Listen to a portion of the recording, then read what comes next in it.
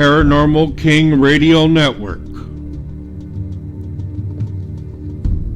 bringing you the best paranormal hosts and guests.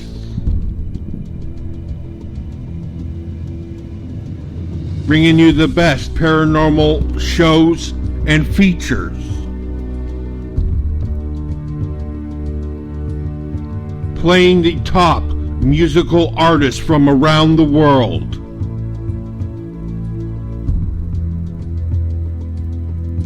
Paranormal King Radio Network.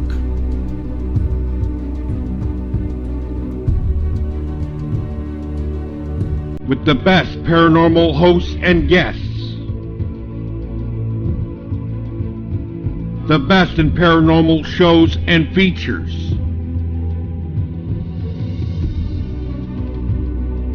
Playing the best musical artists from around the world.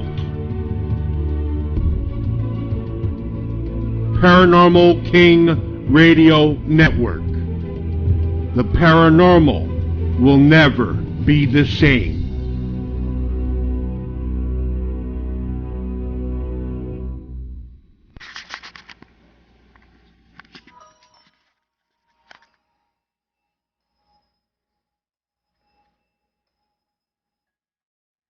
There are things in this world of the paranormal that we do not understand, but we try to explain it through methods of science, magic, religion, and historical accounts.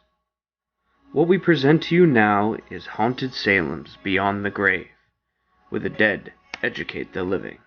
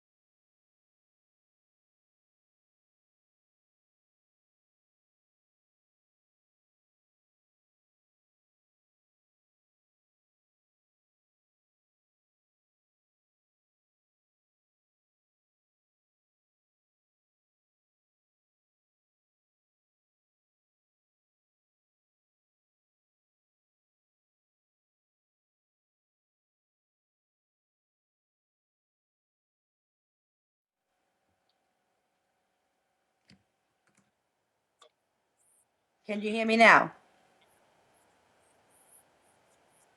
That's okay. Just having a little issues. Am I live? Okay. Well, welcome everyone to Beyond the Grave Radio with Haunted Salem, where the dead educate the living. I am your host, Christina Corsetti, and I'll be running solo tonight, just me. And we'll be discussing part 2 of horror movies based on actual events. Starting over from last week, we left off at 247 degrees Fahrenheit. Thank you, Cody. I'm glad it sounds much better. Apologize about all the issues. Well, based on true actual events, about 3 friends spent 10 hours in a sauna in Georgia where their friend went to the toilet and forgot to go back. not realizing he had locked them all in the sauna. Luckily, nobody died. The true event that the movie is based on happened in Georgia, where the movie was made and the filmmakers were from. Just like in the movie, four friends were in the sauna and one of them left for the toilet, locking his friends in the room and never came back for him. The fun part is when he wakes up and he didn't remember that he left them in the sauna and started to search for them elsewhere. Fortunately, no one died since they'd managed to turn the heater off, but they had spent over 10 hours in the decreasing heat until they were found. Next on our list, we have The Legend of Boggy Creek. In 1972, this movie was made. Based on true actual events of the Fok monster, who is a large Sasquatch-style monster that's reputed to have a home in Fok, Arizona. For more than a century, reports of a strange beast known as the Fok monster have circulated among the locals in southern Arkansas. Described as a large, hairy, man-like creature, it's said to haunt the vast Sulphur River bottoms as it travels the secluded waterway known as the Boggy Creek. Over the years, the creature has been seen by numerous witnesses, including respected citizens, experienced hunters, famous musicians, and even a police officer. The encounters were often so shocking, they served as inspiration for the classic horror film. Tales of the creature have long existed in scattered pieces across news clippings, memoirs, police reports, and movies, but it's only now that the complete history of the Fok monster has been assembled into one place. The book collects all the facts, theories, and amazing sightings reports and weaves them into a fascinating tale about this undeniable southern mystery, one that lives on, as frightening encounters with the beast of Boggy Creek are still being reported today. The monster is actually described as being like sea serpent-like and at least 30 feet long. Witnesses reported that it made like a loud bellowing noise and had a spiny backbone. The reports varied the creature's size over the years, and it was often encountered by fishermen and campers along the river. Two men reported it in 1971. They saw three-toed tracks along the muddy riverbanks and placed where the monster had crushed some of the vegetation. Next on our list, we have Monster. It was made in 2003, based on true actual events of Eileen Warno, including the claim that the man she killed had raped and attacked her at one point. Although the media hyped Eileen Warno as the first female serial killer, in reality, women have been murdering just as long as men have. Their methods are usually somewhat different, often preferring poison to a gun. This may be why Eileen was wrongly touted as the first female serial killer. She killed her victims by way of gun instead of the stereotypical devices that women serial killers have often used in the past. She admitted to killing 7 men, including a missionary. She was also convicted of killing 6 men because the missionary's body was never found. In the film Monster, the missing 7th man is very similar to the last man that Eileen's murders. Murdering, which she claimed with her first victim was an act of self-defense, was also a way for her to make money to support herself and her girlfriend, Tyria Moore, who was 24 when they met at a gay bar in Daytona. Eileen was convicted of killing Richard Mallory in January 1992. In November of that year, Dateline NBC reporter Michelle Gillens discovered that Richard Mallory had served 10 years for violent rape in another state. Eileen was never given a retrial. She wrote to Florida's 7 Supreme Court justices on 2 different occasions requesting that they cancel her pending appeals. Regarding her guilt and preference for the setting of an execution date, she stated, "While I say fine and dandy, so be it. And if you like, I'll be more than happy to take a polygraph too. Just so matters that they're just much more justified before proceeding." She was executed by lethal injection on October 9, 2002 at a Florida state prison. Next on our list, in 1992, they made the movie Bram Stoker's Dracula.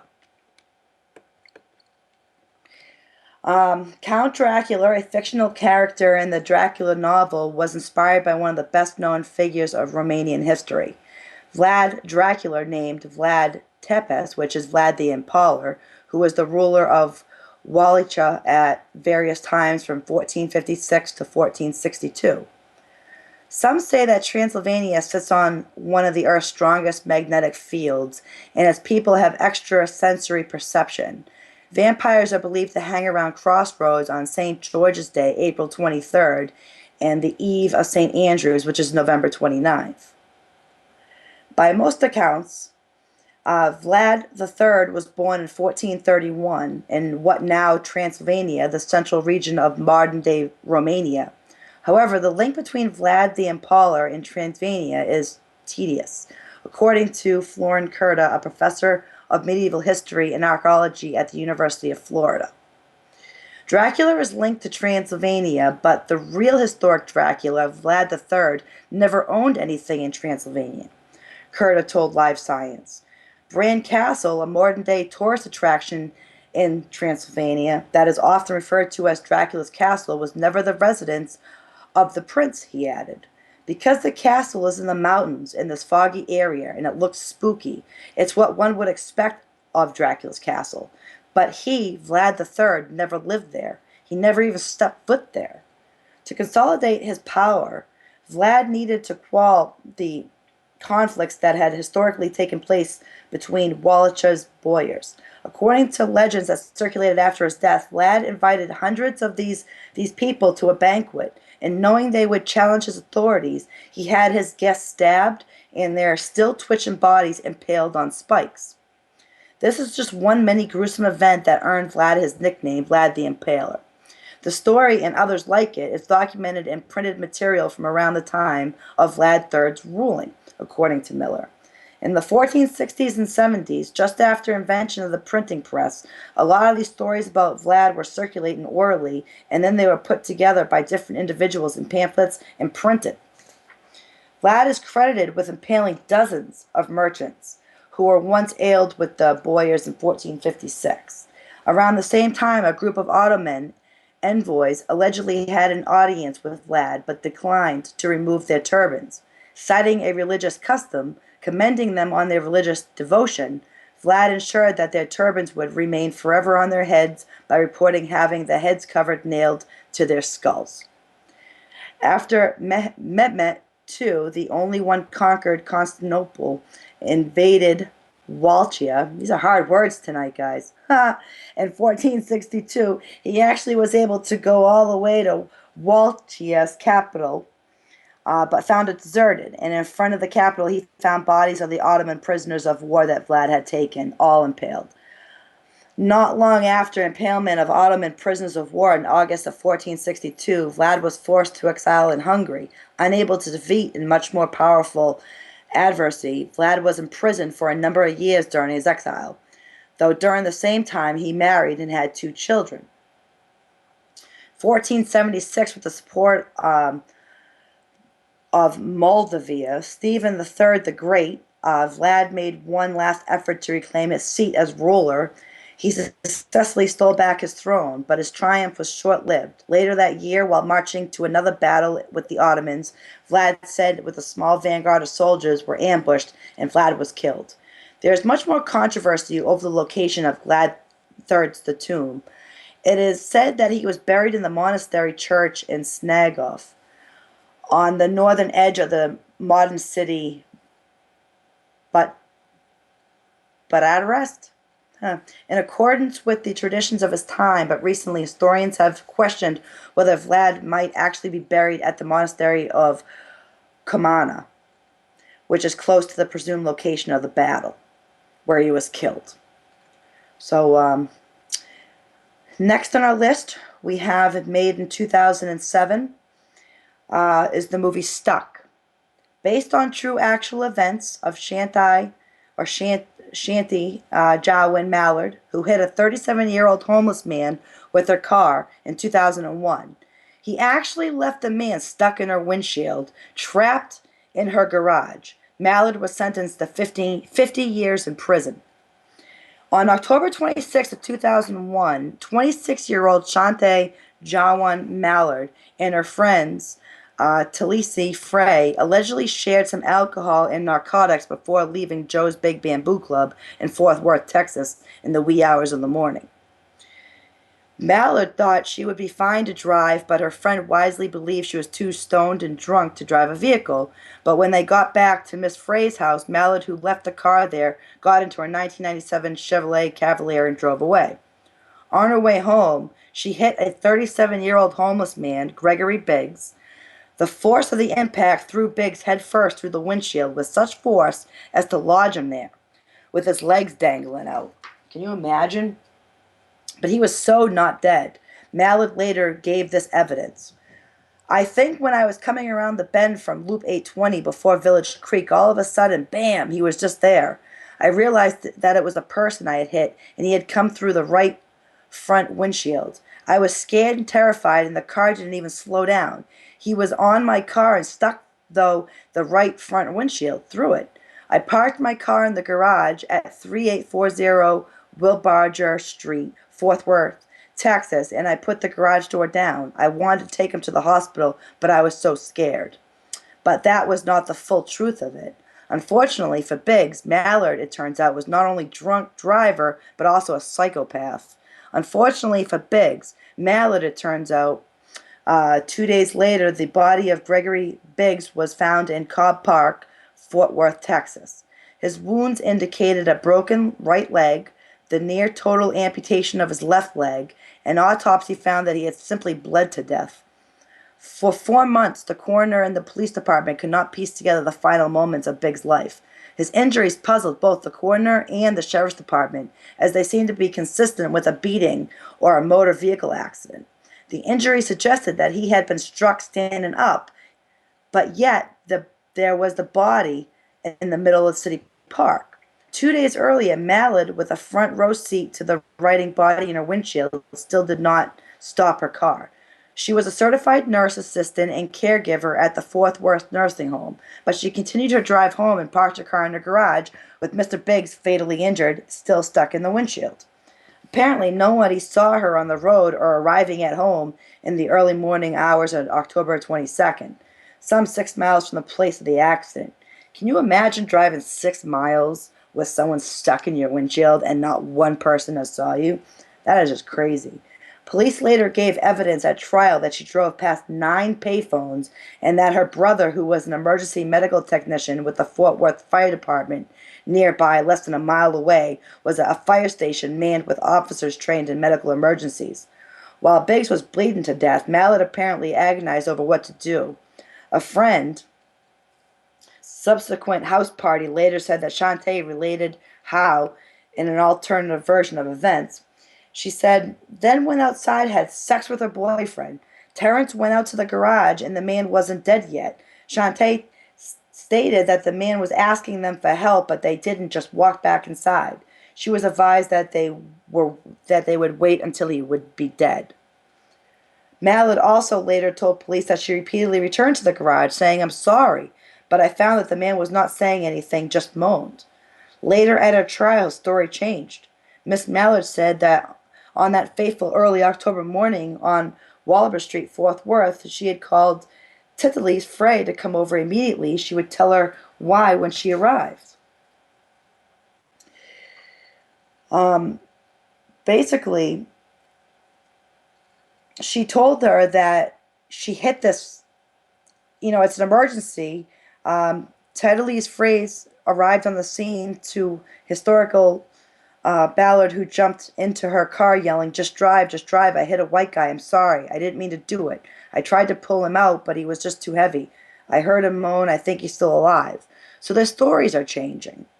Well, anyway, the jurors would later be shown a videotape of Mallard taking a week after Biggs died back at Joe's Big Bamboo Club, drinking and enjoying herself. She was laughing and bragging. She didn't care the fact that she hit anybody. So basically, the police obtained a search warrant and attended the residence. They found that their basically bloodstained car with the seats removed but still smothering in the backyard. Mallard had burnt it to conceal the evidence. Blood spatter evidence in the car showed that Biggs had breathed and moved long after the collision. She was arrested and charged with murder, tampering with evidence, and failure to stop, rendering aid at the scene of an accident involving personal injury. At trial, the medical examiner testified that Biggs would have survived the impact if she just brought him to the hospital.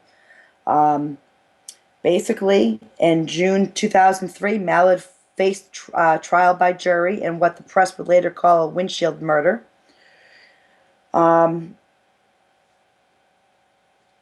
Basically, a person in Texas, a person must serve half his or her prison term before becoming eligible for parole. She would be eligible for parole on March 4th, 2027, 25 years into her sentence.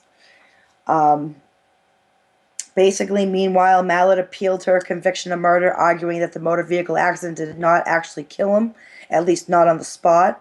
There, she had nothing in, if not time, to ponder her actions on October 26, 2002, as she carelessly drove through the streets of Fort Worth with a dying man sticking out of her windshield. Hey, it takes all kinds, don't it?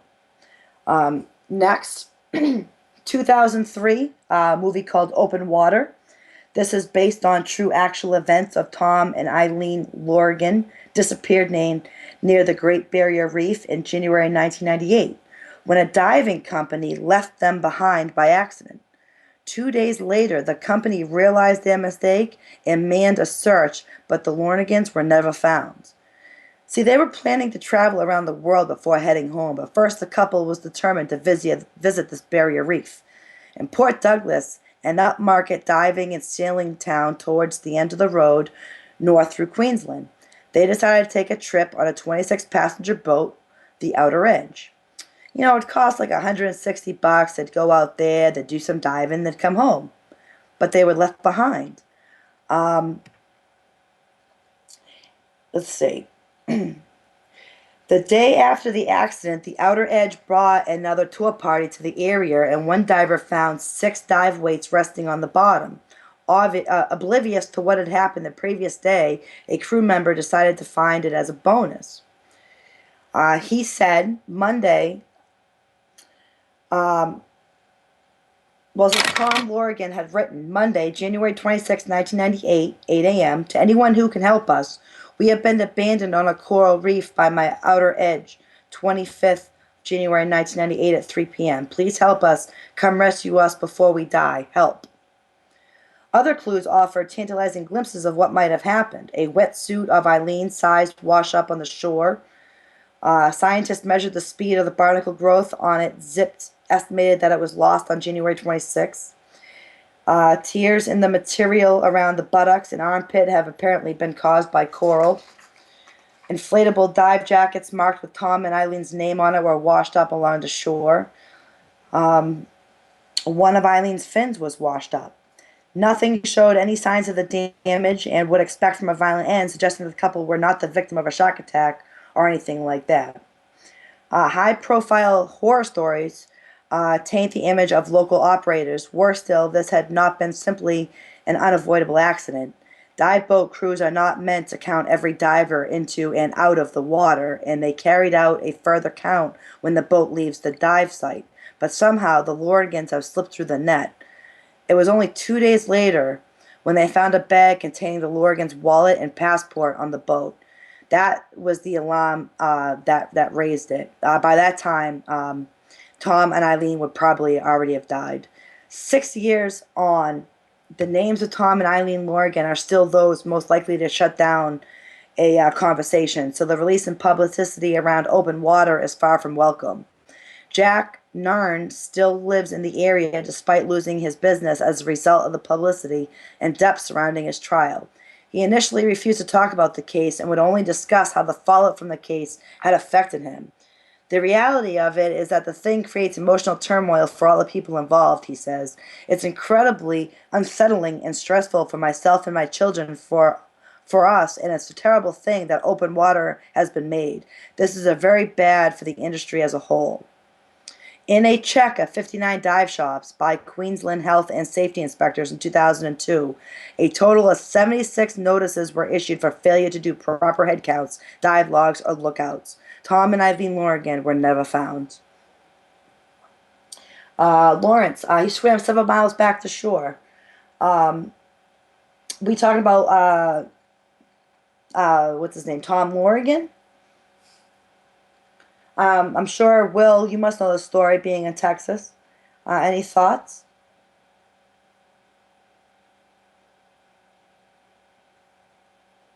Okay, well, um, going to the next movie, Primeval, which was made in 2007. This is based on true actual events. A 20-foot long crocodile called Gustav, who really does live in Burundi. He's thought to be 65 years old and has managed to evade authorities for years and is generally considered to have eaten around 300 people. What makes Gustav special enough to have a horror movie made about him with a criminally misleading marketing campaign is that he's the largest of his kind. Unusually, so far, Gustav is 20 feet long and weighs a ton. He's also 60 years old, or around 65 years old. Usually, crocodiles hunt smaller species of animals that wander too close to their habitat, like fish or antelope. Typically, humans aren't on the menu. We're just not in the crocodile food chain. But Gustav, however, is far too big to be effective against smaller, faster prey. In order to survive, he has to shift up his habits. Larger species that fall into his jaws trend to be hippopotamuses and wild beasts. There's really no way to accurately track how many people have been attacked and eaten by Gustav, but over the years, they're petrified of this crocodile. They have tracked as many as 300 people have been eaten. Attempts to capture or kill him have been launched by the hunters over the years, but every attempt turns out that the hunters can't even find a 20-foot long, 1-ton crocodile in the wild. So yeah, they haven't caught him. He's still out there eating people. I'm not sure where Burdundi is, but basically the hunt begins as of 1998. He still has not been found. So that was Primeval. Next on our list, made in 2006. Um, Good one, King. All right, next on the list is Hoboken Hollow. Based on true actual events in 1934, a ranch known as Texas Slave Ranch was raided by authorities who discovered that workers were being kept against their will to work the land. Not only that, they were also recording of torture sessions involving cattle prods and the discovery of human remains. Texas Slave Ranch, a war veteran, drifts through Texas on collision course with a nightmare. Still haunted by the evils of war, Trevor is confronted with the brutal homegrown evil of the Broderick family at Hoboken Hollow, a remote hill country ranch that many visit but few ever leave.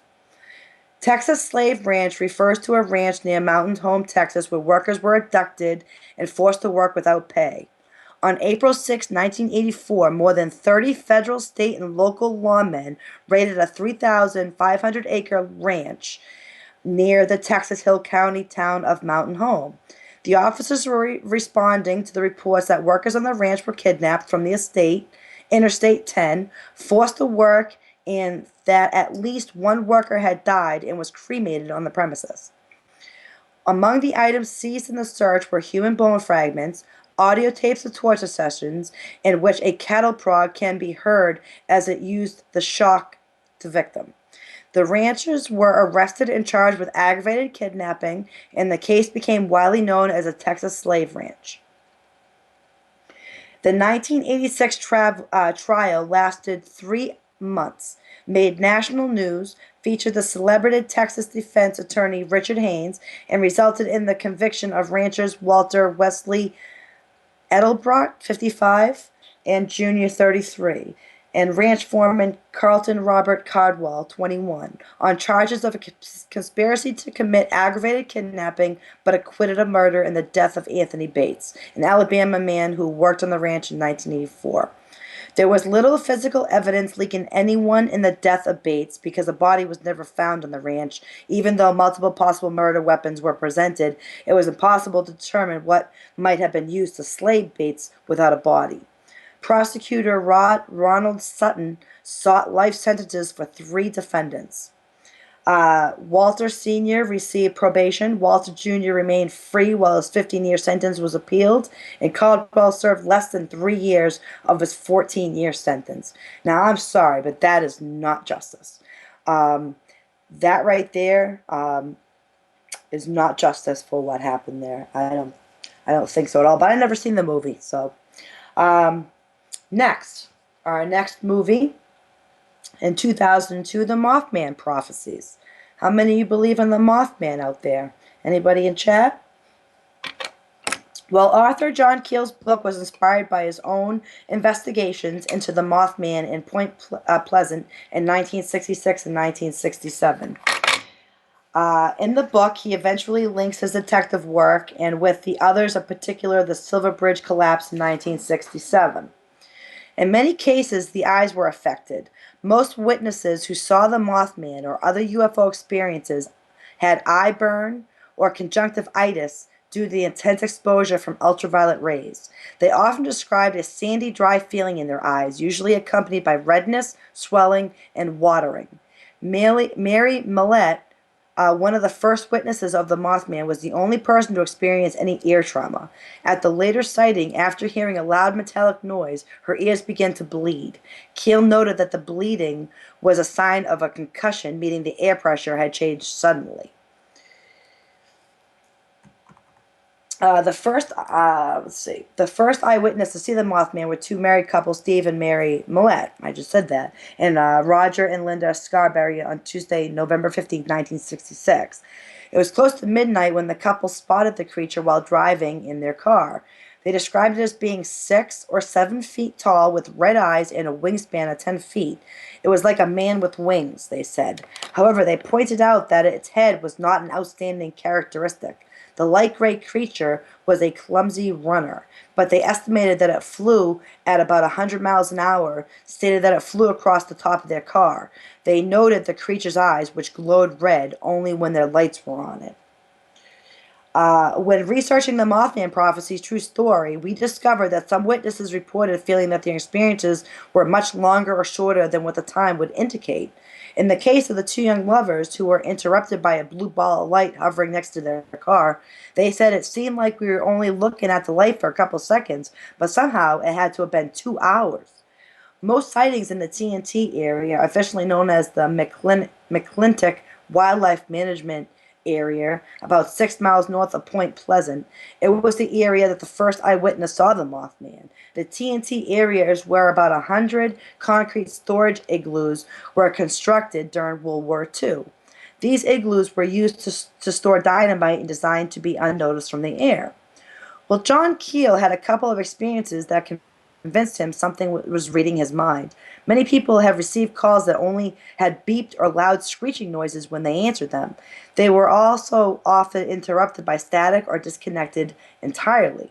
The problems were not limited to phones, though, and often affected police radios and televisions, too. Phone calls were recorded as often as possible, however, the recording sounded like static when played back. A dream prophecy was reported and the event happened, however. It was not the same premonition as in the movie. Mary High, a newspaper reporter that often accompanied Mr. Keel in Point Pleasant investigations, dreamt that there was a lot of people drowning in the river and Christmas packages were floating everywhere in the water. According to witnesses of the tragedy, the Point Pleasant traffic lights had been malfunctioning all day, causing cars and trucks to back up on the Silver Bridge. While the Mothman Prophecy movie indicates that there were 36 people killed, the true story reveals that the actual number of the people who died were 46. So that was the Mothman Prophecies. The next movie we have on our list is 2012, Shadow People.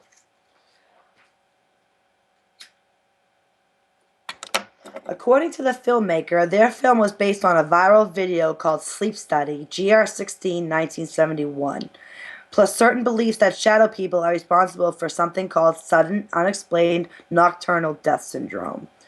Now, sudden unexplained nocturnal death syndrome is the most serious of sleep disorders as it affects otherwise healthy people, mostly young Asian men. There is a relationship between sudden unexpected nocturnal death syndrome and other conditions that can use that can cause sudden cardiac death.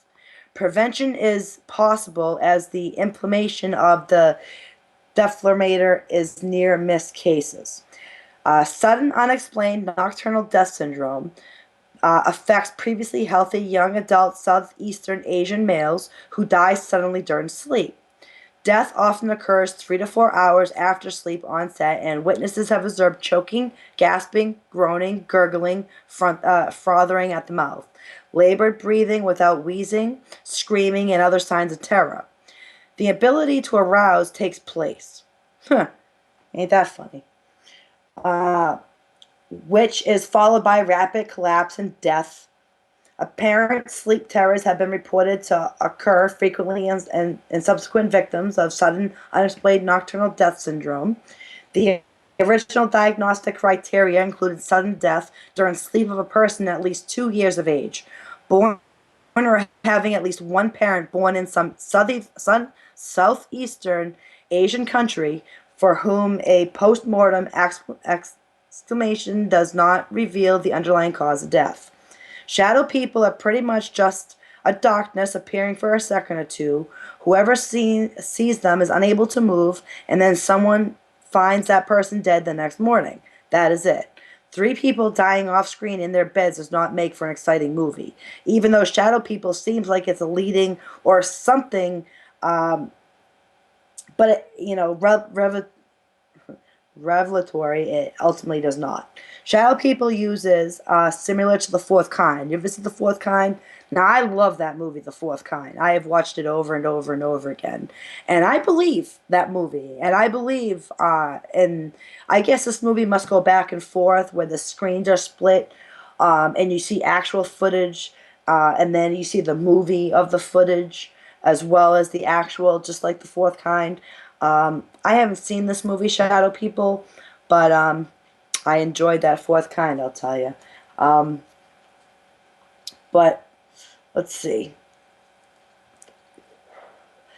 Next on our list, 2006, they made a movie named Carla, based on true actual events of Paul Kenneth Bernardo, who was a Canadian serial killer who raped and killed young women in Ontario. He was responsible for 3 deaths and was sentenced to life in prison, where he's still serving time today. Carla Homoloka and Paul Bernardo met in 1987 when he was 23 and she was 17, and they married in 1991. 6 months after they raped and killed Carla's sister, Tammy, and 2 weeks after abducting, raping, and killing a 14-year-old Leslie Mahaffey. The following year, in April of 1992, a 15-year-old Kristen French was the next young lady unlucky enough to cross paths with Bernardo's, and her fate would be the same. 3 months after Paul and Carla met, a series of brutal rapes began in Toronto, a large suburban area where Bernardo lived. The last assault attributed to the a rapist occurred in 1990. Yes, King, that is him. Cropsey. The Legend of Cropsey. I actually post that a lot. But The Legend of Cropsey is not. I haven't seen that. I didn't know they made a movie of Cropsey. I'll have to check that out because I am definitely. I love the posts I post on them, but I've never seen the movie. And I'm a horror lover. I watch all horror movies. So let's see. They're called the Ken and Barbie Killers. To a true crime buff, you probably hear about 2 things which make this case significant. One is that Paul and Carla videotaped themselves sexually assaulting the victims. The other part of those tapes wouldn't play in their prosecution. Paul Bernardo admitted that he was responsible for every sexual assault attributed to him. He had no problem admitting it. However, to this day, Paul insists he never killed anyone, and while they were hardly better off, it is worth noting that 19 victims of the Scarborough rapist are still alive. Not one girl died until Carla Homoloka literally was in the picture. When they met, that's when people started dying. Let's see. As it turns out, The interview would prove more informative to Carla than to anyone. It told her the police had made a connection between the Scarborough rapist and the murdered girls, which in fact officially they had not. The following day, Carla saw her lawyer, and after confessing the bizarre circumstance of her marriage, she asked him to seek full immunity from prosecution on her behalf. As she states in her diary, Carla plans for the future was to get her stuff back from the home she shared with Bernardo and got out and had some fun. So she states she was present when Bernardo strangled the abducted girls with an electric cord. She said it was always his intention to let the girls go, but in both instances of the victims, he left the house to get takeout food and rent movies. Each time he returned, the girls were dead. People who were in the opinion Bernardo was a murderer say that after using Leslie and Kristen as objects for a sexual gratification, he didn't need them anymore and simply killed them. But looking at everything else he done and the manner in which he done it, I have to disagree. In his testimony, Bernardo stated that both weekend nights was he was zigging here for takeout and zagging there for movies, and he also stopped off at a gas station. The thinking, if you can call it that, was to make sure to fill the tank because he planned to drive the girls home the next day. He didn't want to come to a sputtering stop somewhere with the girls missing in a tow. So he claims that he didn't kill them. But possible, of course, there was all elaborate bit of staging to give himself an alibi. There's a lot of work in support of a weak story. I guess I need to get on my movies here. I haven't seen a lot of these movies. Next, we have Blackwater, 2007. It was made based on true actual events. In 2003, Ashley Mago, Brett Mann, and Sean Blowers went to the Kangaroo Flats to race their quad bikes, only for 22-year-old Brett to be eaten by a giant crocodile. It's called the Wet in Australia's Northern Territory, which means tropical cyclones, monsoon rains, and humidity, unbelievable humidity. Out of the bush, 80 kilometers southwest of Darwin, heavy rainfalls turn the red earth to mud and swells the Finniss River, partially submerging a tree along its banks and flooding the whole area. And I guess that's where the crocodile likes to go swimming. While crocodiles have killed about a dozen people, locals and tourists around northern Australia in the past 20 years, many attacks are attributed to people ignoring no swimming rules. 4 years on, the survivors were getting on with their lives, shielded by family and friends, after a couple of brief statements in a press conference at which the boys, pale and visibly shaken, paid tribute to their mate.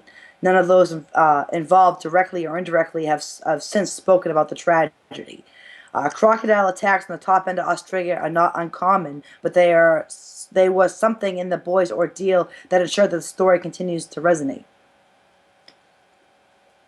Basically, they said the three of us walked into the water among some stringy trees. The water was running a little bit at the spot, and Brett went out a little farther and was washed away. I don't know if he lost his footing or the current was a bit strong for him. After we saw Brett washed away, both Ashley and I went out after him. Ashley and I caught up to Brett, and we both got in front of him as we went with the flow. I was in front, Ashley was next, and Brett was at the rear. We were all within arm's reach of each other. It probably took us about 300 meters to catch up with Brett, and then we began to look for a place to get out of the river. We all spoke to each other to check that we were all right. There was no real panic at that stage. We looked around for Brett and called his name out. I didn't see Brett anymore or hear him call out. I didn't hear a call or a splash or anything. It wasn't very long after we got into the tree, maybe 2 minutes later, that I saw a croc pop up with Brett in his jaws. Brett wasn't moving. He was lying face down in the water. The croc was gripping him by the left shoulder. He was only a couple minutes that the croc remained looking around at us. It went under the water with Brett and swam away. I never did see Brett again. So I guess that's what that movie was about. Another crocodile movie, Blackwater. They tried, I guess, to find him, but they couldn't find him. So next on our list, 2002, they made a movie called Dahmer. Based on actual events, Jeffrey Dahmer was sentenced to life in prison in 1992 for the murder and dismemberment of 17 men over a 15-year spree. Though his perversions, cannibalism, necrophilia led many to claim he was insane, psychiatrists found that he was in fact legally sane. He was beaten to death by a fellow prisoner just 2 years into his 16 life sentence. Dahmer's killing spree lasted for about 13 years. During that time, he sought out mostly African American men at gay meeting places, lured them home with promises of money or sex, and fed them alcohol laced with drugs before strangling them to death. He would then engage in sex acts to the corpse before dismembering them and disposing of them, often keeping their genitals or skulls as souvenirs. He frequently took photos of his victims at various stages of his murder process so he could recollect each act afterwards and relive the experience, excuse me. This reenactment sometimes included assembling the skulls and masturbating in front of them to achieve gratification. Yes, Dahmer is a sick man. Dahmer basically, let's see, over the course of 15 months that followed, Dahmer's victims count accelerated with 12 more lives taken in the same manner as his other victims. Necrophilia is generally associated with issues of exercising control over victims. Dahmer developed these rituals as he progressed, experimenting with chemical means of disposal, and he also consumed the flesh of his victims. He attempted crude lobotomies, drilling into victims' skulls while they were still alive, injecting them with acid to see whether he could extend his control to the living. Most of these victims died instantly, but he claimed that one victim has survived for a number of days in a zombie-like state with limited motor function. He was careful to select victims on the fringe of society who were often borderline criminal, making their disappearance less noticeable and reducing the likelihood of his capture. There have been claims that he has racially motivated, as most of his victims were African American. However, it is equally likely that his victims were simply part of a demographic of the poor neighborhood in which Dahmer lived and not carefully selected.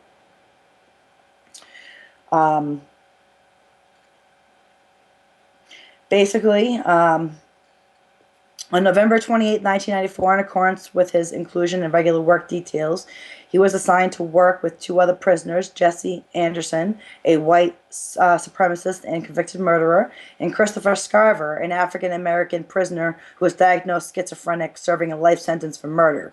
20 minutes after they had left alone to complete their task, guards returned to find that Scarver had crushed Dahmer's skull and fatally beaten Anderson with a metal bar from the prison weight room.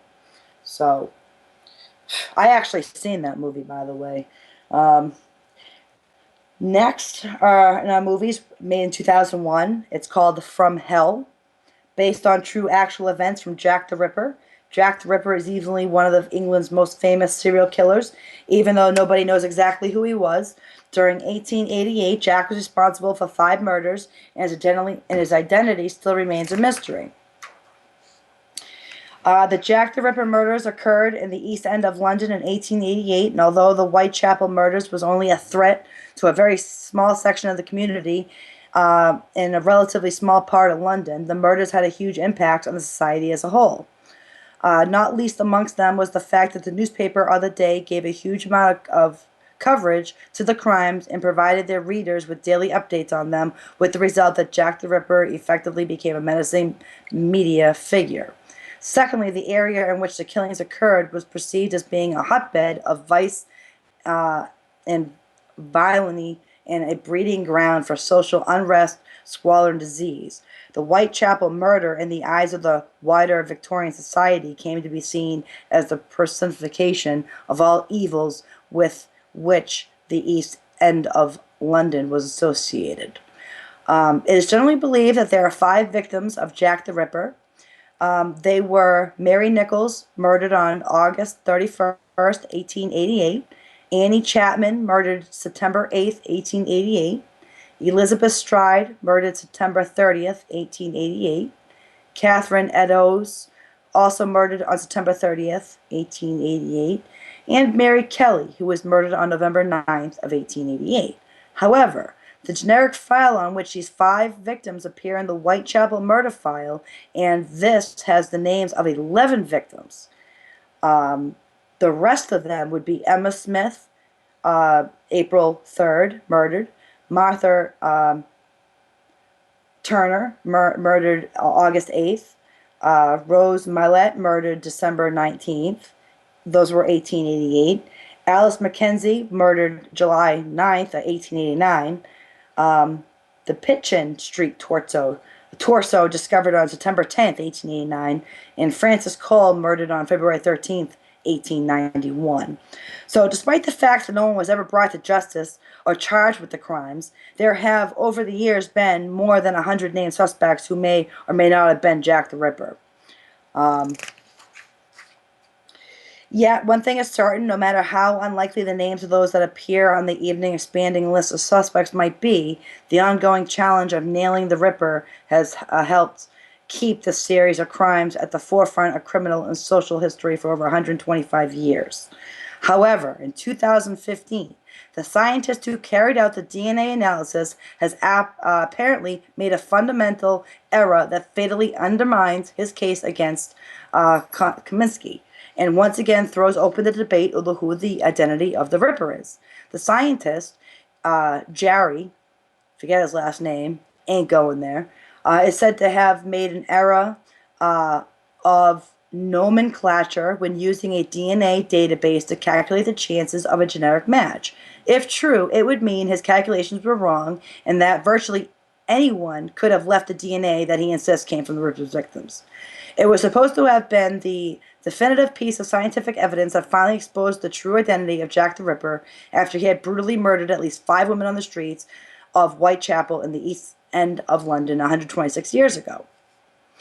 Well, a 23-year-old Polish immigrant barber called Aaron Kaminsky was definitely and absolutely the man who carried out the atrocities in 1888, according to the detailed analysis of DNA extracted from a silk shawl allegedly found at the scene of one of the murders. However, the scientist who carried out the DNA analysis had apparently made a fundamental error that fatally undermines his case against him. The error, first noticed by crime enthusiasts in Australia blogging on the casebook.org website, has been highlighted by 4 experts with intimidate knowledge of DNA analysis, including Professor Sir Alec Jeffrey, the inventor of genetic fingerprinting, who found that this doctor made a basic mistake in analyzing the DNA extracted from the shawl supposedly found near the body disfigured body of Ripper victim Kathleen Eddowes. They say the error means no DNA connection can be made between Kaminsky and Eddowes. So, that was Jack the Ripper. Thank you, Will. I appreciate it. I appreciate all your support. Next, our show is 2005, An American Haunting. I think this is the one, King, you asked about last week, American Haunting. Based on true actual events of legend of the Bell Witch, which originated in Tennessee in the 1800s, John Bell was poisoned and killed by a ghost. His death is the only death in history of America to be recorded as caused by a ghost. In the early 1800s, John Bell moved his family from North Carolina to the Red River bottomland in Tennessee, settling in a community, Red River, which became Adams, Tennessee, many years later. And he purchased some land and a large house for his family. One day in 1817, John Bell was inspecting his cornfield when he encountered a strange-looking animal sitting in the middle of the corn row. Shocked by the appearance of this animal, which had the body of a dog and the head of a rabbit, Bell shot it several times. The animal vanished. Bell thought nothing more about the incident, at least not until after dinner. That evening, the Bells began hearing beating sounds on the outside walls of their log house. The mysterious sounds continued with increased frequency and force each night. Bell and his sons often hurried outside to catch the culprit, but always returned empty-handed. In the weeks that followed, the Bell children began waking up frightened, complaining that rats were gnawing at their bedposts. Not long after that, children began complaining of having their beds covered, pulled from them, and their pillows tossed onto the floor by invisible entities.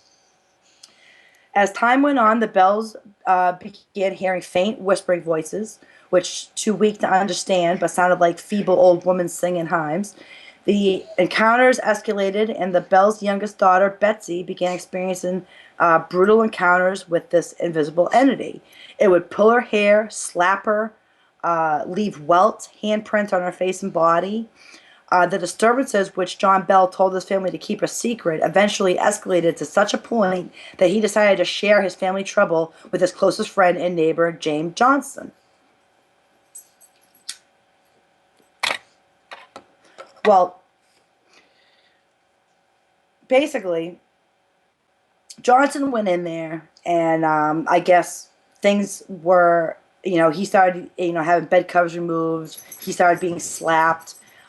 Things were going on to his friend that Bell allowed in his home. So the entity's voice started getting stronger and stronger, and pretty soon they were carrying on intelligent conversations, word for word, and it started getting worse and worse. Um, Basically, now terrified, Jackson's men begged to leave the Bell farm, but Jackson, on the other hand, insisted on staying so that he could help his friend. The men eventually went outside to sleep in their tents. They did not even want to be in the house. What happened next is not clear, but Jackson and um, his helper spotted in a nearby Springfield early the next morning, presumably en route to Nashville. John Bell breathed his last breath on the morning of December 20th, 1820, after slipping into a coma the day before. Immediately after his death, the family found a small vial of unidentified liquid in the cupboard. John Bell Jr. gave some of it to the cat, which died instantly. The entity then spoke up, saying, "I gave Jack a big dose of that last night, which fixed him." Uh, Basically, John Jr. quickly threw the vial into the fireplace, where it burst into a bright blush flame and shot up the chimney. Basically, John Bell's funeral was one of the largest ever held in Tennessee. As family and friends began leaving the graveyard, the entity laughed loudly and began singing a song about a bottle of brandy. It is said that her singing didn't stop until the very last person left the graveyard. The entity's presence was almost non-existent after John Bell's demise, as if its purpose had been fulfilled. In April 1821, the entity visited John Bell's widow, Lucy, and told her that it would return for a visit in 7 years. The entity returned in 1828 as promised. Most of its visits centered around John Bell Jr., with whom the entity discussed such things as the origin of life, civilization, Christianity, and the need for mass spiritual reawakening. Of particular significance were its nearly accurate predictions of the Civil War and other events. Basically, the entity tormented the Bell family almost 200 years ago, and is often blamed for unexplainable manifestations that occurred at the Bell farm today. The cause of the Bell's torment 200 years ago, as well as today's horrid, unexplainable manifestations, remains a mystery. Numerous theories abound, but there is not one theory that is universally agreed upon by Bell Witch enthusiasts and researchers, and there probably never will be. Different people have different standards of proof. Most do agree that there is something very wrong at the Red River settlement in the early 1800s, but that there may very well be something wrong there today. So they don't know. They don't know what's going on there. All right, next we have 1977. They made a movie called Audrey Rose, based on a true actual event of Frank D. Fillida novel, on which is based a 6-year-old Fillida's son who could play a piano perfectly, despite the fact that he'd never had a single lesson in his short life. The bizarre development led Fillida to contact an occultist and resulted in the author's belief of reincarnation. Absolutely, yes, Lawrence, you're right. Reincarnation. The novel is a horror story that reminds some readers of The Exorcist. In Audrey Rose, a couple's 10-year-old daughter is kidnapped by a stranger who believes her to be reincarnated by his own child killed in an auto accident. Raymond is D. Fillida's son, and through him the author first become interested in reincarnation. As D. Fillida tells it, he and his wife, Dorothy, were relaxing on the terrace of the Los Angeles home in the summer of 1971. Suddenly, they heard a piano music playing in the style of Fats Waller coming from the house. When he went in, he saw his son playing the piano, going at it like the devil. He was shocked. In fact, he was scared. Raymond said his fingers were doing it. The boy, then 6, had never before displayed any hint of musical talent. And he just got right on that piano, and like magic, he played it perfectly. Well, it was no bestseller, but the 70,000 paperback sale of Oktoberfest, the murder mystery set in post-war Germany, financed the year, and half the devoted the writing Audrey Rose. Now, with his newfound wealth, he hopes to spend a year in India. So, that's that. Next, we have in 2012, they made a movie called When the Lights Went Out. Based on true actual events of a poltergeist haunting that took place in 1974, one of the most violent ever recorded, Joe and Jean Pritchard reported poltergeist activity in their home in Pontefract, as well as objects moving around their home, and they also saw a hooded apparition. Let's see. The ghoulie witch arrived briefly in 1966 and then reappeared for a protracted stay 2 years later, caused chaos. Holden was kept away because of his young age. His mother, Renee, was frequently in the thick of the paranormal action, however. She was psychic, she read palms, she was interested in spiritualism and anything weird. She went there as much as she could to provide my auntie with some support, but also because she was really fascinated by it. It threw objects, slashed photographs, created puddles of water, smashed eggs, made banging noises so loud they could hear it by passerbys. The family named the cowled shadow figure Fred. So it could have been played the whole of When the Lights Went Out for comedy, but some of the ghost actions were less amusing, particularly one at home on Jane's children, Philip and Diane. The image that I always remembered was Diane being pulled from the stairs and her handprints on her neck, says Holden. That stuck in my head, and I always felt that it should be a, clim- a climatic moment. When Holden was interviewed, she refused to go back into the lounge. There's a lot of stuff she doesn't like to talk about, he says. You can tell it affected her badly. The film is his own imaginative recreation of what it would have been like alone in the house with the ghost, as well as the loneliness of childhood. Both siblings are conflated in the film into a new character. Sally, played by newcomer Tasha Connor, who finds in a ghost a sort of kindred spirit. I imagine this kid who is displaced and so desperate that she forms a friendship with something that is dead. He believes that the family capitalized on the film by doing lots of publicity, backs up the story's authenticity. How's that? Almost as bad as the ghost itself was a stream of curious visitors to the house. The family said, look, if you make a film of it and we don't want this to happen again, says Holden, they did not long or hard before letting me run with it. In the end, I think they trusted me. So that's what that movie was about. Next on our list, 2006, they made a movie called Them, based on true actual events. Directors David Moreau and Xavier Paul based their films on the case of an Australian couple who were staying at their Romanian holiday home when they were attacked and killed by 3 teenagers. It started off in Romania on October 6, 2002, where a mother and daughter are forced off on the road and then killed. The following evening, Clementine and Lucas were terrorized by strangers throughout the night. Clementine is a junior high school teacher and Lucas is a writer. They lived in an extremely large cottage in a remote part of the countryside where peace is normally a welcome distraction. 3:45 in the morning, Clementine is awakened by a noise outside. She in turn wakes up Lucas to investigate. He sees that someone is inside their car. And then the person suddenly drives away. Believing that it was just the car thieves, he calls the police. The police cannot do anything at the time because she left her title in the car. Lucas and Clementine decide they will deal with it in the following morning. The power of their house is suddenly turned off. The strangers begin to terrorize Lucas and Clementine bad. They slam the outside shutters to all the downstairs windows, making the couple fear for their life.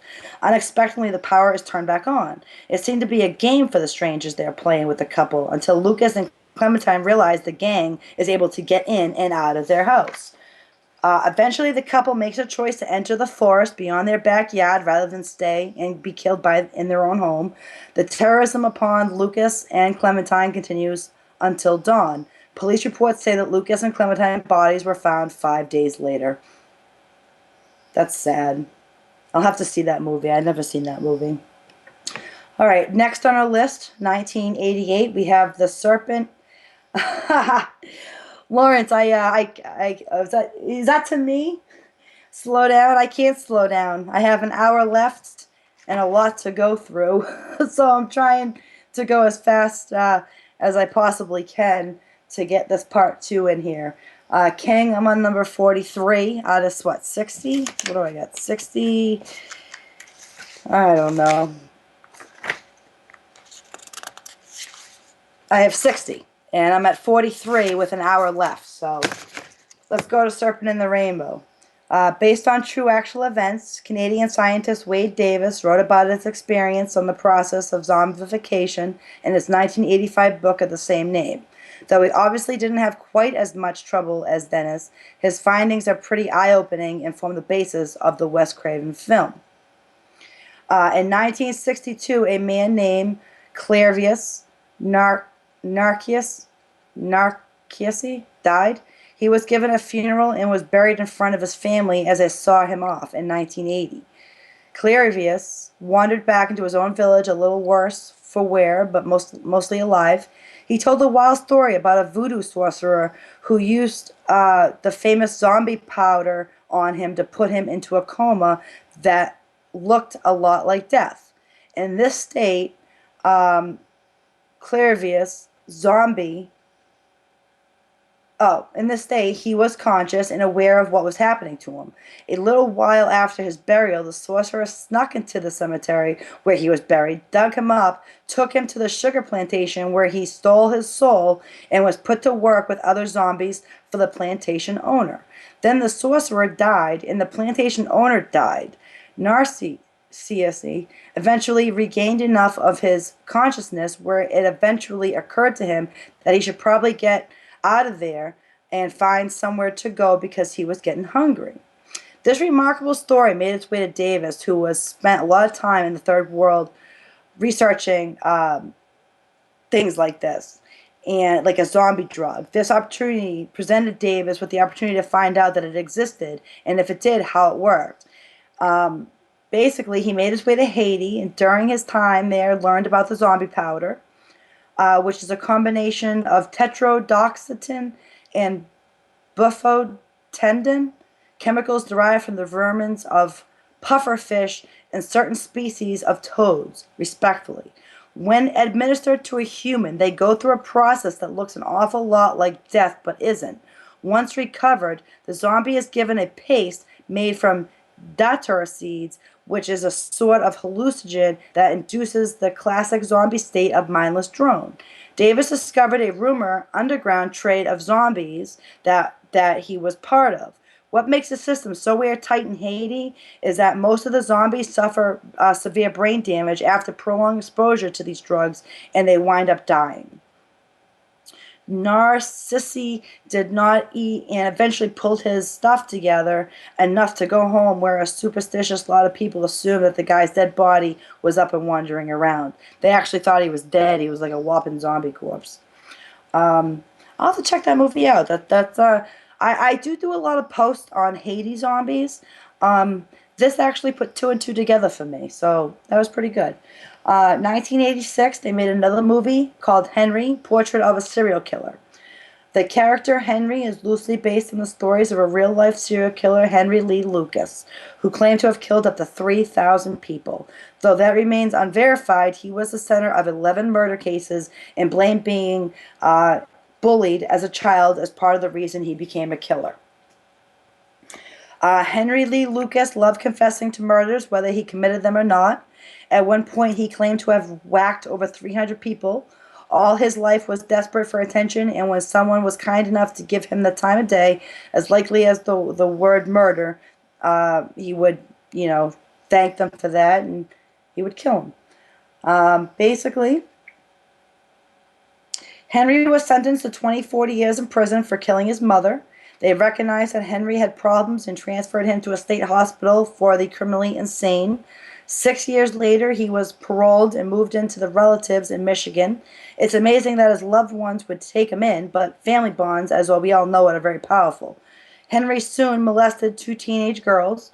Though the charges were later reduced to simple kidnapping, he was sent back to the state penitentiary. He was paroled in August of 1975.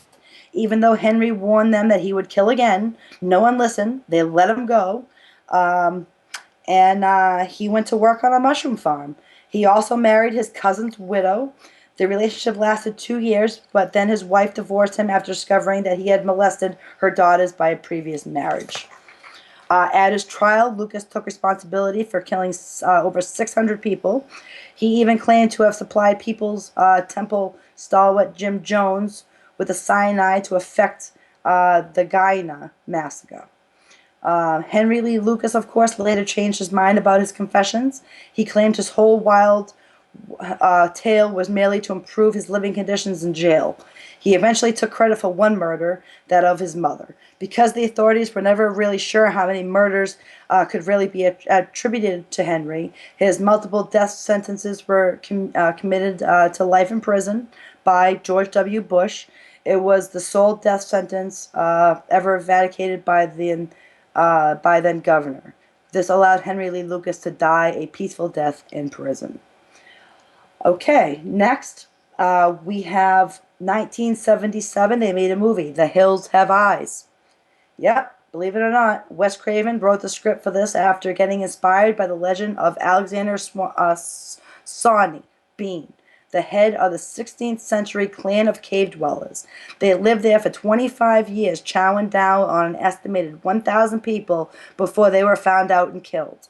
The story of Sawney Bean is one of the most gruesome Scottish legends, the plot of which would not look out of place in any modern horror slasher movie.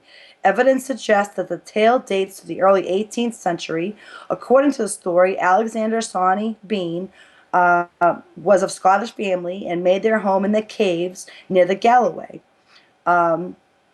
He ran away from his home village with a wife that was just as mean, lazy, and hateful as he was. In time, their family grew to include 14 children and 32 grandchildren from all basically, what's that word I'm looking for? Excuse me. What's that word I'm looking for?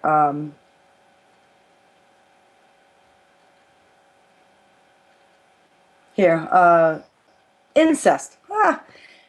All incest. So you have, a wife and a guy, 14 children, 32 grandchildren in a cave, in a mountain, all incest. That's crazy. Basically, the Bean family eventually attacked the couple returning from the fair. Basically, they slaughtered and butchered them right on the spot, strangling them. They brought them home. They ate them. It took basically, when the husband took his case to the king, dogs were sent searching for the family and found a cave entrance that had been hidden from the view for more than 2 decades. It took 400 men, but the Bean family was finally delivered to justice and dragged from their caves, which was described as being lined with body parts, both fresh and pickled in jars. The men were drowned and quartered, and the women were burnt at the stake. So the legend of Sawney Bean has been inspired by quite a few movies, all extremely loosely based on the idea of cannibalism. The Hills Have Eyes is set the tone for a low-budget horror movie with Wes Craven about, cannibalistic clan hunting an innocent traveling family in modern-day America. So that's that. What year was that, King? That was, we're talking about the 18th century, the Sawney Bean, which The Hills Have Eyes is based on. That was the 18th century. So, that was the 18th century. So it's decades. basically 2 decades they stayed in a cave, kept building their family and eating people for 2 decades. Um, but that was that. The next movie in 1976 was called The Town That Dreaded Sundown, based on true actual events of a spat of murders in 1940 called the Moonlight Murders, or the Texarkana Moonlight Murders, were carried out by the so-called Phantom Killer. Over a 10-week period, the Phantom Killer murdered 8 people and the culprit was never found. Um, basically, one night on February 22nd, 1946, 24-year-old Jimmy Hollis and his 19-year-old girlfriend, Mary Jean Laurie, went on a date. It started off going good after dinner or a movie. They ended up going to a secluded romantic spot in their car. When Mary Jean opened her eyes to look at Jimmy, she saw a dark shape beside the car. When she gasped and pulled away, Jimmy looked up and saw the figure of a man. Expecting to see the uniform of a policeman, he began to roll down the window and was startled to see it was not a policeman, but a man dressed in dark clothing with a hood over his head. In a muffled voice, the man said, "Get out of your car now," and tapped on the open window with a .32 caliber pistol he held in his hand. Fearing the man would shoot through the window if they didn't do as he demanded, they both got out of the driver's side door. They offered him their money, their keys, but the hooded man hit Jimmy in the head twice with the butt of the gun, knocking him out. He then turned his attention to Mary Jean. In desperation, she ran, but the man quickly caught her and threw her to the ground. After slapping her several times, Mary Jean then realized it was the car coming down the road, and its headlights had eliminated the scene. The hooded man stood up, and after hitting her in the face with his fist several times, he ran off into the darkness. When the police failed to find and arrest the attacker, the crime was written off by the residents as an automatically a sad byproduct of having a railroad going through the town. The perpetrator must have been must have hopped on the railway car and was long gone. No need to fear. Well, on March 24th, just 1 month later, a visitor in the park noticed 1941 Oldsmobile parked partially hidden about 100 yards from the road in a grove of trees. Thinking it might be a stolen vehicle, he should investigate. The driver approached the car. He saw what he thought at first was a man asleep behind the wheel, but when he got close, he saw the body covered in blood. He ran, jumped in his car, and made it to the store nearby where he called the police. So basically, because they weren't able to catch the Phantom, I guess the police were clueless and the Rangers were embarrassed. In desperation, the FBI was called in. Over 300 people were detained and questioned. People caught roaming around the dark, people considered odd by their neighbors, hermits, loners, and every person in town who had any kind of criminal record. The authorities were ecstatic because this time they had handprints and a shoe print, plenty of them. However, in spite of the evidence and all their efforts, the Phantom's identity remained unknown. There was no record of his prints to match. His shoe prints were non-remarkable. There were no witnesses, and again, the perpetrator seemed to have vanished into thin air without a trace. So the case is still open today and remains unsolved. Okay. We have a half an hour. We're going to finish this today. Let's go through them as with what we can do here. Next, 1991, The Silence of the Lambs. That was based on author Thomas Harris based Buffalo Bill on a number of serial killers, including Ed Gein and Ted Bundy. Harris also based the relationship between Starling and Lecter on that between Bundy and Robert Capel, a criminal profiler and professor at the University of Washington. Basically, the movie famed killer, The Silence of the Lambs, Buffalo Bill, perhaps most closely resembles Ed Gein. Buffalo Bill, as well desired to be woman, and he displayed actions that he could categorize him as a transvestite. They both skinned their victims and enjoyed parading around in garments of flesh. They both also preyed on women. However, Buffalo Bill chose somewhat younger women for his victims than Ed Gein did. So, Silence of the Lambs basically was based on that.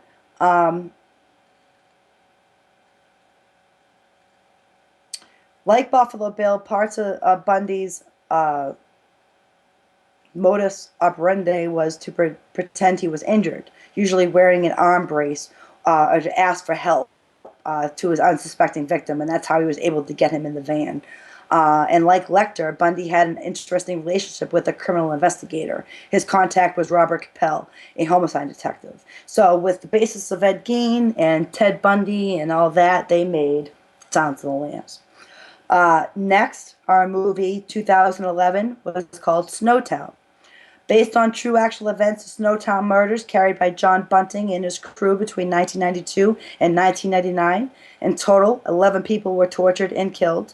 The crimes were covered up by Bunting, who forced his victims to leave voicemail messages to relatives telling them that they were going away.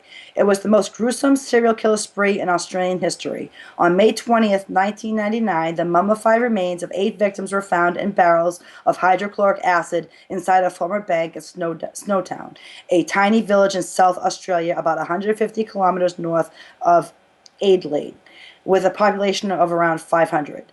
When the bank vault was opened, the stomach-turning stench was released. Inside the bank vault, police found a collection of torture instruments, including knives, a blood-stained saw, pliers, a double-barreled shotgun, rope, tape, rubber gloves, many devices they didn't even know what they were, electroshock that they would electroshock the victim's genitals, and several of the bodies were dismembered. So, basically, a thorough police investigation reveals something more sinister was at work here, involving as 7 perpetrators, 12 victims who were murdered between 1992 and 1999. The ringleader was John Bunting. He was a former neo-Nazi who harbored a deep hatred of pedophiles and homosexuals and targeted those he suspected of being such. The case, which was like the cross between West Memphis 3 murders and the Manson family, became a media sensation in its native Australia due to the years-long trial. 3 jurors withdrew because of the horror of the evidence and came to be known as the bodies of barrel murders. So Bunting was tried together with his cohort Robert Wagner, and on September 8, 2003, they were convicted of 11 counts and 10 counts of murder. Mark Hayden was sentenced to 25 years for helping dispose of the bodies, while James Vlasakis, a teenager who fell under Bunting's spell, became the Crown's star witness, eventually pleaded guilty to 4 counts of murder. So that was Snowtown.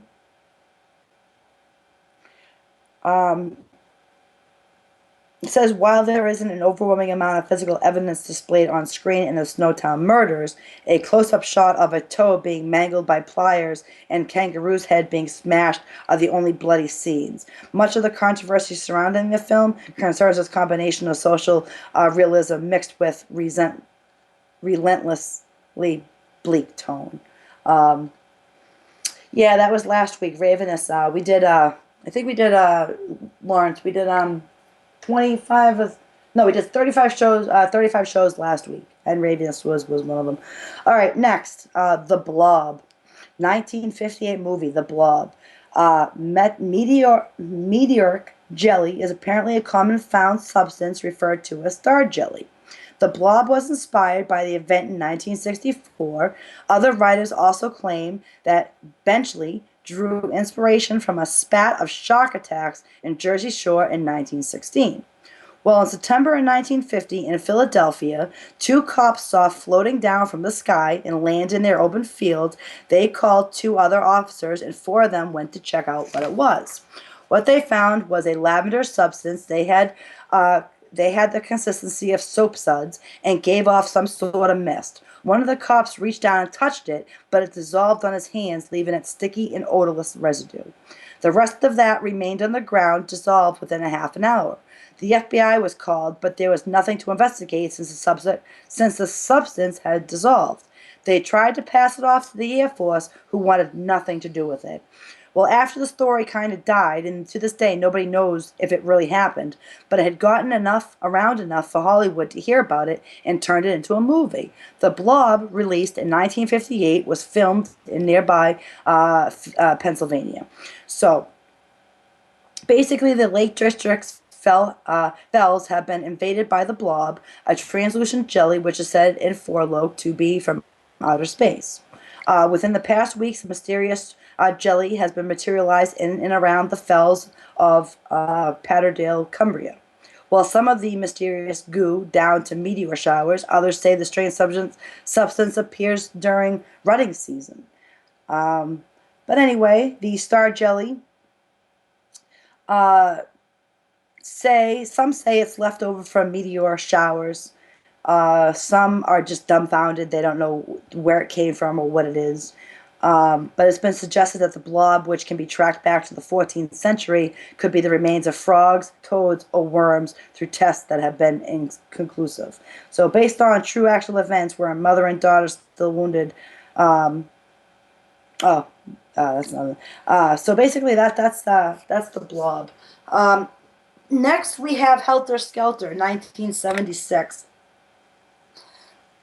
Hold on one second. Helter Skelter was based on true actual event of an account of the Tate, Leno, and Rosemary LaBankia murders in Los Angeles in 1969, perpetrated by the Manson family. Basically, Charles Manson is connected to the brutal slayings of actress Sharon Tate and other Hollywood residents, but was never actually found guilty of committing the murders himself. However, the famous Tate LaBankia killings have been immortalized him as a living embodiment of evil. Images of his staring mad eyes are still used today to illustrate countless serial murder news stories. So basically, Helter Skelter is all about the Manson murders, and he got it from he got Helter Skelter from influence not only by drugs such as LSD, but by artworks and music of the time, such as the Beatles song Helter Skelter. Um, Basically, in 1967, Manson gathered a group of followers who shared his passion. He gave them drugs, LSD, magic mushrooms. They became known in San Francisco, and next thing you know, that's where the Manson murders started happening. So that's Helter Skelter. Um, Next, we have 1979. They made a movie, Escape from Alcatraz.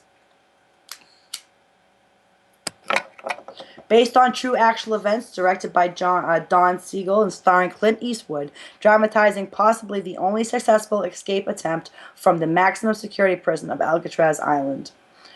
If they had timed their escape just right, three prisoners who slipped out of Alcatraz more than 50 years ago on a rage made from raincoats would have had a chance of survival, new research shows.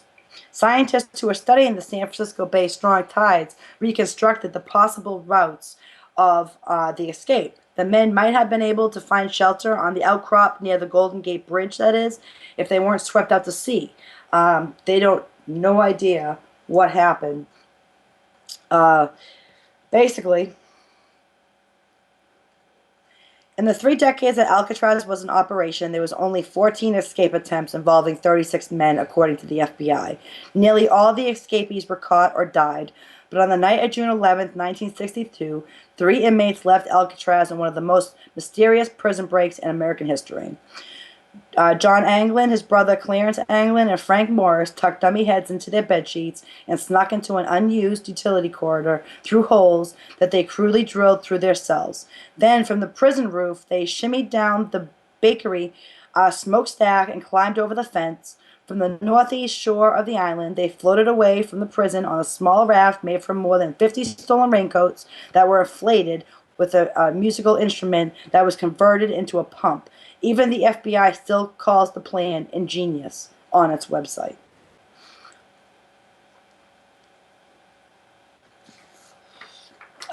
So we all get the basis of what Escape from Alcatraz is all about. We will move on. 1975, we had the legend of Lizzie Borden. Now everyone knows the legend of Lizzie Borden, based on a true, actual event of a girl who supposedly murdered her mother and father with a hatchet in 1892, which made headlines. Lizzie Borden goes to trial and becomes acquitted. Now, we all know the story. Basically, the police said that it looked like an inside job. They found no signs of forced entry in the Borden home, nothing to appear to have been stolen. No stranger has been seen entering or leaving the Borden house on the morning of the murders. So, who can it be? But Lizzie was acquitted, um, and the mystery is still unknown today to who committed the murders. Even though we know. So let's move on. 1980, they made the movie The Shining. This movie is based on Stephen King's novel. King has a strong personal attachment to the story about a family that spends one winter playing caretaker for a massive hotel, then isolation and strange phenomenon overtakes them. The Headless Horseman, King. You know what? I don't think I added that to my list. I'll have to post that for you personally. I will personally tomorrow post the Headless Horseman true story for you. Um, but The Shining, the Stanley Hotel, was originally opened in 1909. Um, Many believe, Stanley has passed. Many believe that they never actually left. Miss Stanley had been reported as hovering behind employees at the reception desk, and Miss Stanley can still be heard playing piano in the hotel's music room. Basically, haunted events have been recorded at the Stanley Hotel as far back as 1911. Um, when Miss Elizabeth Wilson, a housekeeper, was electrocuted during a lightning storm. Though she wasn't killed, the room where it happened, room 217, had become a hotbed of paranormal activity. Over the years, every single room in the hotel has experienced something strange, from clothes being mysteriously unpacked to items moving on their own, and lights turning themselves on and off. The fourth floor is often filled with the spectral laughter of children giggling and running down the halls. According to ABC News, Stephen King checked himself in 1973 for a one-night stay with his wife, and they were the only guests at the hotel that night, so that pretty much had the run of the place, but King wasn't convinced that they were actually alone. The room he stayed in was 217, which is, to this day, the hotel's most requested room. So, King, The Shining, was inspired by these events and the overall experience of being secluded in the Grand Resort Hotel alone. The book does play tricks on the mind, can play on those, paranoia, fear, and violence when trapped and cut off from the real, rational, insane world. Though the film version, directed by Stanley Kubrick, was actually filmed on a London soundstage with exterior shots taken at the Timberline Lodge in the Mount Hood, Oregon. The Stanley is a real hotel that's inspired The Shining. Um, so there's The Shining. Next, we have 2004, Roma Santa, The Werewolf Hunt. Roma Santa? Basically, Roma Santa, based on true actual events, is about Manuel Blanco Roma Santa, Spain's first documented serial killer. Now, Manuel Blanco Roma Santa, believed to be a werewolf. He confessed to 13 murders in the mid-19th century and told the court, which tried him, that he was afflicted with a terrible curse that turned him into a ravenous wolf. When traveling outside, uh, he got his very first murder charge. Um, Vinte Fernandez, the constable Leon, was found dead, and Romastada was judged by default for failing to appear in court. In 1844, he was sentenced to 10 years. But he had returned to the mountains, basically. Started working as a peddler. During this time, quite few women and children connected with Roma Santa had disappeared. He offered to act as a guide to newcomers in town looking for work. He even brought back news for their families. 7 of these women and 2 children traveling with their mothers were never seen again. And Romasada, being the idiot that he was, made the mistake of selling the victims clothes. On top of that, he was also rumored that he sold human fat. So eventually his evil deeds were put to an end and he was captured. In September 1852, Manuel Blanca Romanza, Romasada court case lasted 7 months, and at the end he confessed to 9 murders, but blamed a curse which turned him to a werewolf.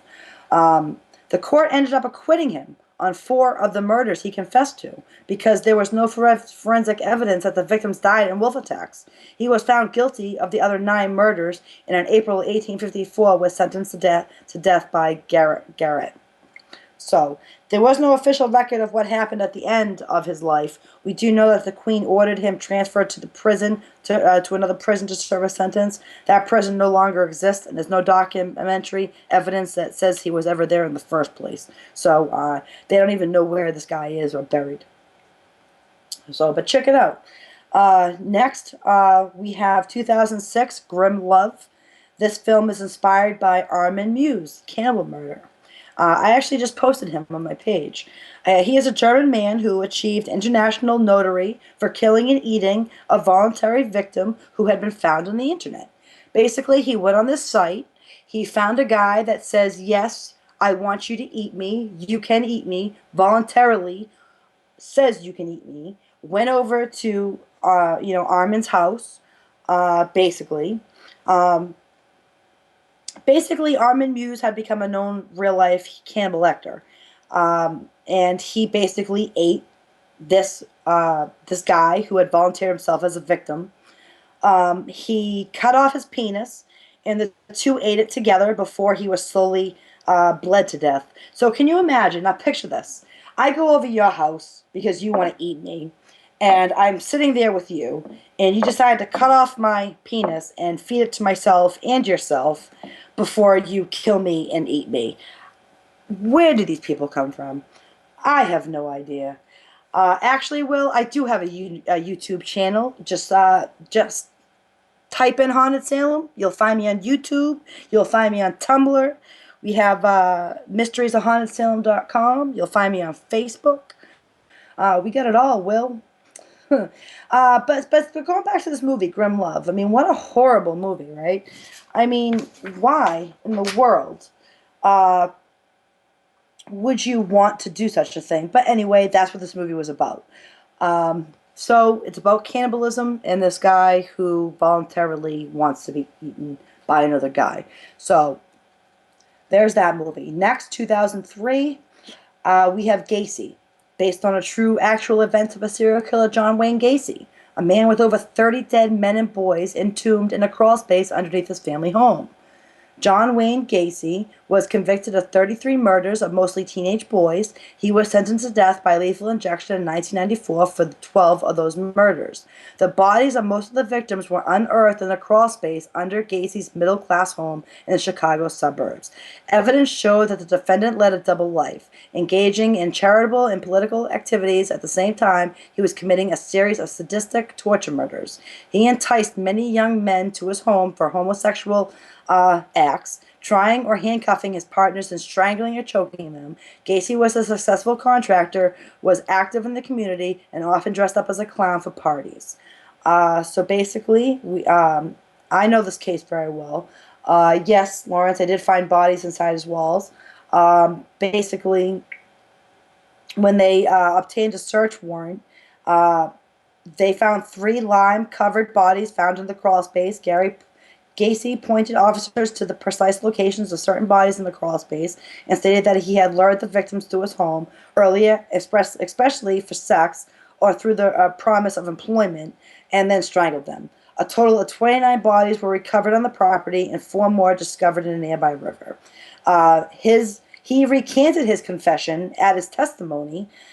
He basically asserted in his Stanley defense, his last words were, "Kiss my ass." So, that was Gacy.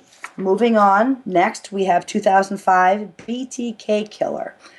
Based on true actual events of Dennis Rader, an American serial killer and mass murderer who murdered 10 people in the Sedgwick County between 1974 and 1991.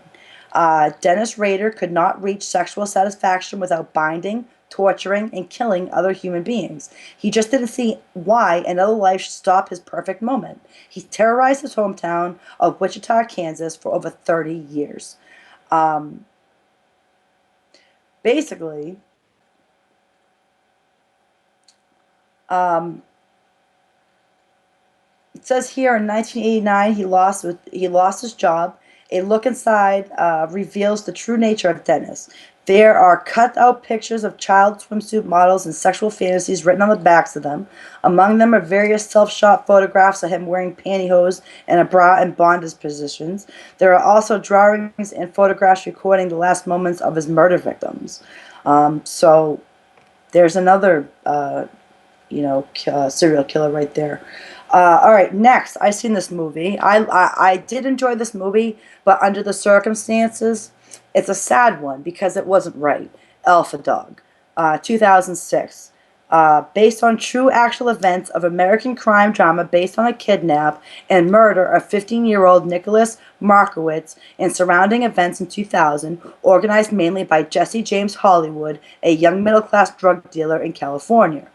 In August of 2000, the events that unfold in this nightmare could come true. Uh, it's a story of drugs, greed, lies, murder, and a phone call that brought a West Hollywood family to their knees. Nick, he was walking on the street one day, and after a verbal run-in with his parents the night before, he was attempted to delay that he knew would be a confrontation about the drugs his parents found. So he wouldn't have any idea what was going on, So he basically took a walk. Well, it all began when his brother, Nick's older brother, Ben Markowitz, owed Jesse James Hollywood $1,200 for a drug debt. Because he owed Jesse James Hollywood $1,200, they decided to kidnap Ben's brother, Nick. Okay, and they kidnapped him. And what happened basically, they didn't have any intention of killing him at first. Than they did of trying to, scare Ben into giving him his money back. But as it kept going on and on and on. I mean, they were nice to him. They fed him. They weren't torturing this guy. They just kidnapped him and said, "Listen, your brother owes me money. Until he pays me, you're not going back home." Well, it got so worse that they found out what they have done would land them all in jail for so long for the kidnap that they figured we have to get rid of the evidence so we don't get caught. Basically, they brought him to the desert or somewhere around the desert. They shot him 9 times. He died instantly. Basically, 4 days, 4 days later, hikers would find Nick's body because the odor coming from the shallow grave. On August 16th, 2000, 4 suspects were arrested for the murder of Nick Markowitz. Jesse James Hollywood was not among that group. He had disappeared. It took authorities 5 years to find Jesse James Hollywood, and when they did, he was living in Brazil. He had changed his identity, his name, and was receiving money every month from his father, who had been telling police all along that he had no idea where his son could be. As soon as the FBI extracted him to the U.S., he was formally charged and found guilty. So that was Alpha Dog. Next, we have The Black Dahlia, 2006. Basically loosed on the true story of the unsolved Black Dahlia homicide in January 1947. The murder of Elizabeth Short was haunted the Los Angeles Police Department since the heinous crime was committed in 1947. The LAPD knew who killed Elizabeth Short. They had him. They grilled him, but they did not hold him. Elizabeth Short hailed from Medford, Mass. The Black Dahlia murder had been a baffler. It was the most infamous unresolved homicide in LAPD history. But the solution to the Dahlia murder had been there for the LAPD homicide in the LA public for more than half a century. For 50 years, the murder of the Black Dahlia, Elizabeth Short, captivated the interest of virtually everyone's familiar with the case. Within this site are the details of the life, basically, of their gruesome death. Through clues left by her killer, the Black Dahlia's murder is revealed along with its twist of motives and methods. So I'm assuming I didn't see this movie. It says it's loosely based on the movie, but I mean I'm assuming they knew who it was. I'm not too sure at the moment if they did catch him or not. Anyone in chat know if they caught the Black Dahlia killer? For some reason, I can't remember if anyone's seen the movie. No, they didn't. They didn't catch him. Okay, they never caught him. Okay, yeah. So I guess it's another unsolved mystery. All right, and last but not least, we made it to 60, King. And this movie had my heart. This movie is very sad. It's called The Changeling, loosely based upon the real life Wineville chicken murders involving Christine Collins and the disappearance of her son. The Wineville chicken coop murders is one of the most notorious crimes in California state history. It is said it is a story of deceit and horror and all of the above. Corruption is one of the most unjust in the United States, Los Angeles Police Department. Basically, the drama and secrets involved are still being uncovered today. They're still today finding more evidence and evidence with this case. Uh, Sanford Clark was a victim of his uncle. When he was 13, Clark was kidnapped by his uncle and brought down to a ranch in Wineville, okay, where he was severely abused. A little after Clark moved in, Northcott went scouting for young boys and then would bring them back to the ranch. The boys always felt uncomfortable getting into the car with Northcott, seeing a young Clark sitting in the passenger seat.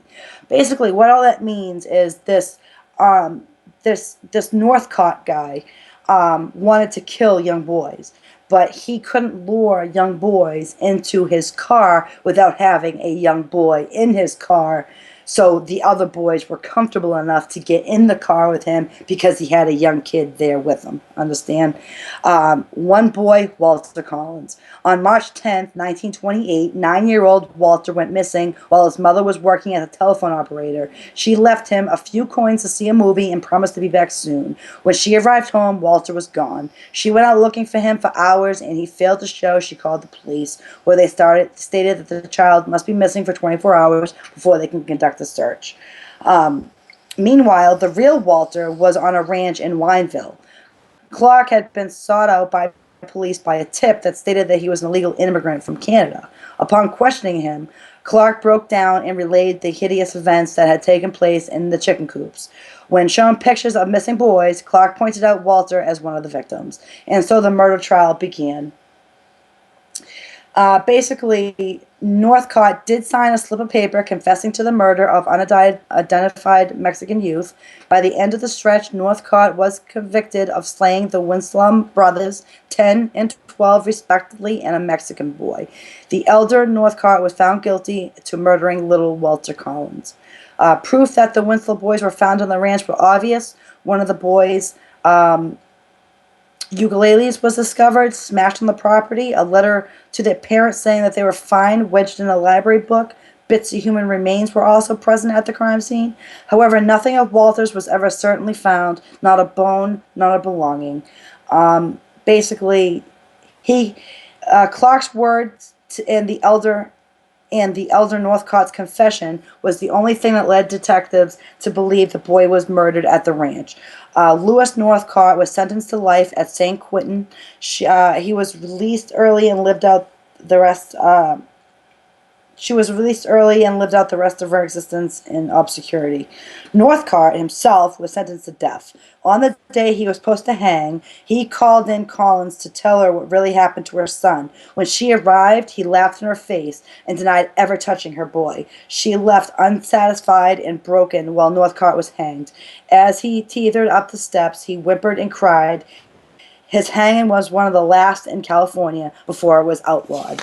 Collins, who was treated with such dis- despicability, was never awarded anything. She never found her son. She never remarried. She never had another child. Collins lived a quiet, uneventful life. She all but vanished from the public eye and can only be unearthed through old public records. Her date of death varies, but we do know she still died with hopes to find her little boy that she never found. So, that is 60 movies last week and this week of horror movies based on actual events. Thank you, King. I want to thank, the Paranormal King Radio Network, as well as Ross Raposo, everyone in chat. I'd like to thank all you guys. I'm sorry I couldn't really do much in chat today, trying to get through the whole show by myself without a co-host. But I think we did good. Next week, what do I got next week? Sadie, stop barking. Next week we have dreams. Basically, we're going to talk about dreams and what they all mean, meanings to dreams. So, thank you, Cody, thank you, Jerry. I really appreciate all your support. Sadie, I want to thank everyone and have a great night. I will see you next week.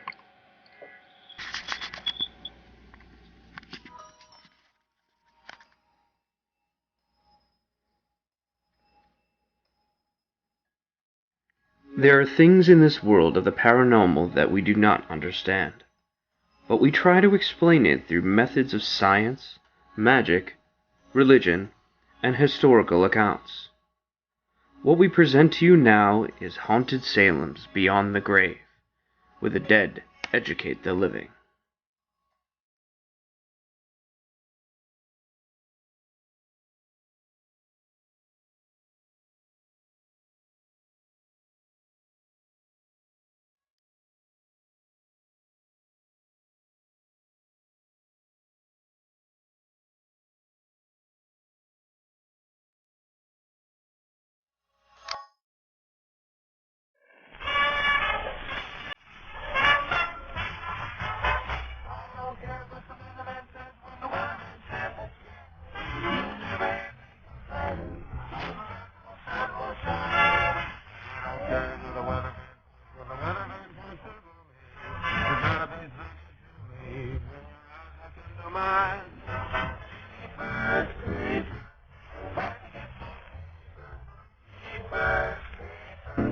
Where'd you get those eyes? Get up. I begin rolling. I all get up. I begin to fly.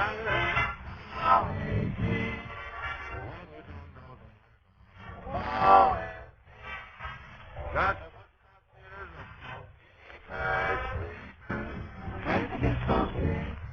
oh, no, birds. How they